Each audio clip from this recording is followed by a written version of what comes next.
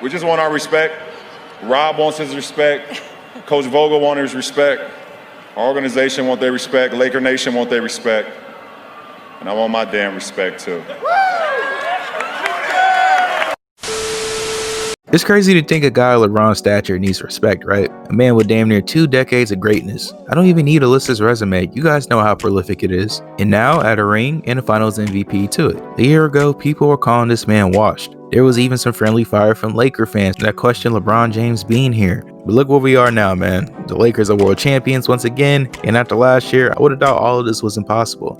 Now I could easily just talk about what this means for his legacy and whatnot, but look, I already talked about it previously, shameless plug, check it out. But today, I want to talk about something else, because I think this is something that's not being talked about enough. Considering LeBron having that disastrous start in his first year as a Laker, this really might be the best revenge season I probably have ever seen in NBA history. Matter of fact, I'm kind of sure of it. Now I know there's some notable seasons, and I'm gonna get to that, but I just think that this season might be the best ever. Now, to understand the full context of this revenge tour, let's take a trip back into last year, because let's be honest, that's what made this year so much sweeter. Now, in 2018, when LeBron did arrive in LA, his move really generated a lot of confusion among some people. LeBron could have easily went somewhere else and instantly turned him into a finals team.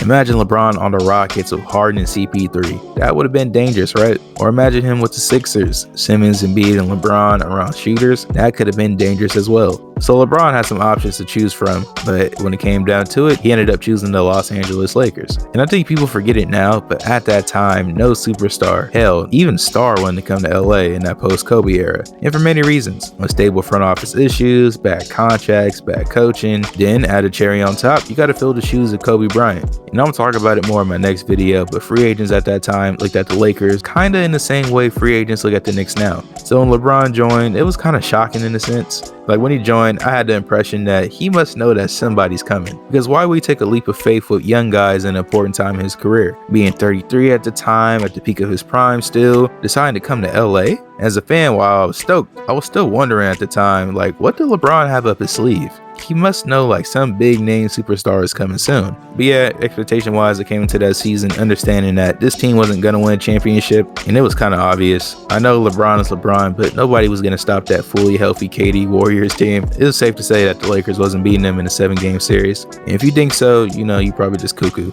But yeah, as a fan, my expectations were really low in the first place. Make the playoffs, look competitive. That and the fact that this season was basically going to be a trial run for the young guys and some free agents. Because like we knew for a fact that LeBron wasn't going to sit there and play with the young guys for the rest of his career. Out of the likes of Ingram, Lonzo, and Kuzma, they probably knew that they can keep at least one of them if they did make a trade for a star. And also you could say the same for vets like Rondo and KCP and Lance Stevenson. That whole season was basically a trial run, and it really became a season of low expectations, especially compared to LeBron standards. But man, did that season get ugly quick. And honestly, you really can't blame one thing for how the season went. It was really a mix of things. First off, injuries. That was really the thing that hurt the team the most, especially LeBron's injury. That was the real backbreaker, because the Lakers were in great position to make the playoffs, and as soon as that groin injury happened, everything started crashing down. By the time LeBron got back, Lonzo, who's playing his best basketball, suffered that season-ending ankle injury, and then Brandon Ingram, as soon as he was starting to look like a star, his season at the end because he had a blood clot in his right arm.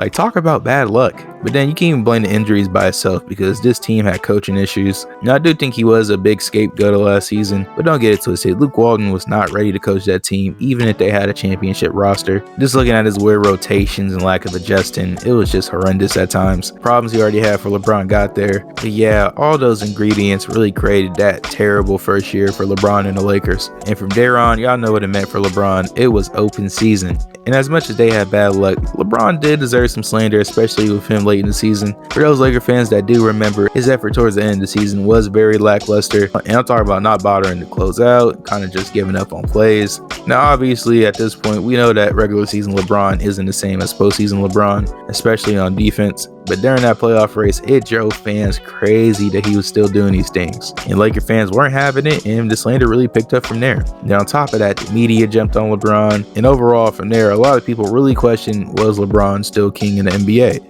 And from a fan perspective, I'm going to tell you that LeBron's lack of effort was annoying.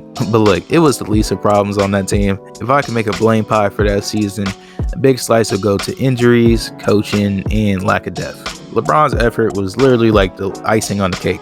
Yeah, it hurt, but it was the least of problems. But as we all know, when you're the best player, you get the most slander. And man, did LeBron get slandered. From washed comments to quote unquote him only coming from movies. I'm telling you guys, the Twitter hot takes were out of this world. And it looked like a lot of fans have gotten to the point where they don't see LeBron as that top guy anymore. I wasn't that guy, but a lot of fans and media members were. Even after the Lakers ended up pulling off the AD trade, people just thought that LeBron was on a decline at this point. And hell, even with AD, a new roster, and a brand new coach, people still wasn't convinced that the Lakers could win a championship. But little did they know, this was a pissed off LeBron James. A LeBron who obviously felt disrespected. It was kind of obvious at this point. We seen LeBron post that hashtag Wash King and revenge tour on his Instagram and Twitter. It's obvious he's hearing the disrespect. But when you add that with the likes of Prime AD and a deep flexible roster that can play small and big, it ends up resulting in what we've seen. Usually in the regular season, LeBron would take games off, but this year you can tell that he was out to prove a point. Playing hard on defense, playing damn near the whole season if I'm correct. The vibe was different about LeBron, and you could just tell by watching how he treated the regular season. He carried the same intensity through the playoffs, with him and AD dominating every series, and ultimately in the end game, they ended up winning one of the hardest championships in NBA history. Now people may call this recency bias, but look, when it comes down to it, I easily think that this was one of the best revenge seasons in NBA history. At the top of my head, I'm trying to think of a revenge season that was better, and I'm just talking about a player season, not a team.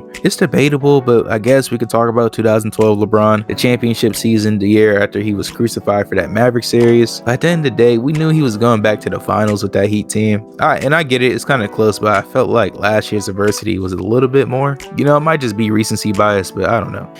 What else comes to mind? Maybe MJ's title run in 96? The year after the Magic beat them. That's probably the closest that comes to mind. But then again, I think the lack of social media makes this not comparable. I don't know, man. Maybe I'm just brainwashed with recency bias. Matter of fact, everybody, let me know down in the comment section who you guys think had the best revenge season of all time.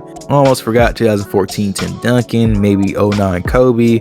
I don't know, man. Let me know who you guys got. Now, I guess since we're already talking about LeBron, we might as well talk about what's in store for him going to the future. And to be honest, the future's not looking too bad. They have a mid-level exception along with some assets that they can maybe pull off for a third option. So, you know, they do have a good chance of going back to back. It's not set in stone, obviously, because there's going to be a lot of teams next year. The Nets, the Warriors, the Bucks, the Clippers. Then with free agency and roster changes still need to be made, you know, who knows? But guys, like I said earlier in the video, did LeBron have the best revenge season of all time?